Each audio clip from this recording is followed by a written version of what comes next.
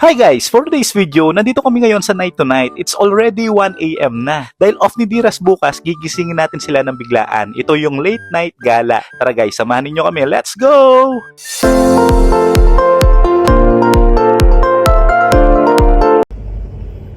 Gising! Tara! It's already 12:30. Tara na, night to night. Tara na. Sarado din night tonight. Gising na, tara na. Hindi, gising yan. Tara, tara. Hindi, tara na. Challenge nga eh. Di, sa Pinas tayo, bawal na lumabas ng gabi. Sama na, nga. Isip ko na lang. Doon na, tayo. Kuya, parang dumadami. Gumawa ako ng listahan ng mga budget namin. 20 dirhams, 15, and 10. So, nagkabunutan kami. Ikaw muna magbunot. Yan. Tingnan mo. Budget mo. Magkano? Budget 10. 10. So, yung nakuha ni Diras 15. So, ako ang pinakamataas na budget sa kanila, 20 dirhams. Tingnan nyo naman paano kami tatakas ngayon. Mission impossible. Dahil tulog nga na sila, mommy and dad. So, eto na guys. At syempre, dahan-dahan din sa pagsara. So, guys. Challenge. Antok na pero lalabas pa rin. Day off day off. What time is it? It's magwa-1 na.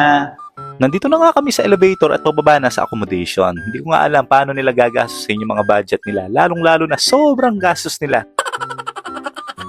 Lalo na si Kimi. Kaya guys, let's see. Di na din talaga kami masyado nakakalabas ni Diras dahil pagod siya sa work. Everyday off niya, talagang pahinga na niya. Sakto ngayon ay winter na. Hindi na masyado mainit. Unlike before nung summer, kahit anong oras, kahit gabi, sobrang init. Pero ngayon, grabe, ramdam mo na yung simoy ng Pasko. Kalungkot nga lang, wala kami sa Pinas. Okay lang naman kasi family naman kami dito. Hindi katulad ng mga ibang OFW na mag-isa lang sila sa accommodation nila at kasama pa nila mga ibang lahi. Kaya if nasa Pinas kayo, enjoy the Christmas season. Christ is mas. As you can see guys, talagang wala na masyadong tao. Wala na naglalakad dahil nga tulog na sila. Yung mga nakikita nyo nakapark na sasakyan na yan, wala po sila sa mall. Ang mga owner ng mga yan baka tulog na. Kasi dito sa UAE, kada parking mo, every oras may bayad na 2 to 3 dirhams. Kaya kapag hindi ka nagpark, ang laki ng multa, 100 to 150 dirhams. Kaya dito lahat ay may bayad.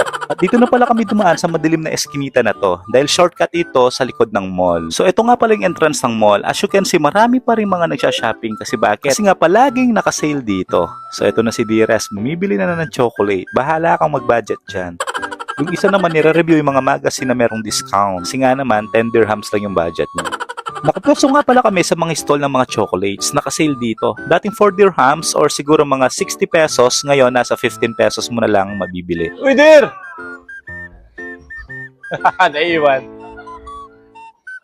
Mas yung budget. At umakyat na nga kami sa first floor. Kung nasa UAE ka, talagang kayang-kaya mo mag-budget dito dahil mura lang naman yung mga foods dito. Ang mahal nga lang talaga dito yung accommodation. Naghiwalay muna kami ni Diras ng mga 10 minutes. Tara, gulatin natin siya. Iba pa rin talaga kapag nakabudget. Kung hindi, ay naku, hablot ng hablot lang talaga sa mga gusto nila dito.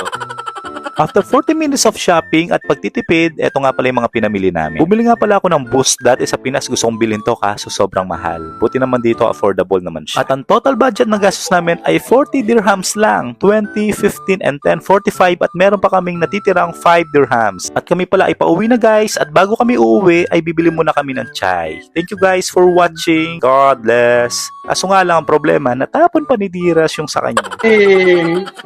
Lamsig!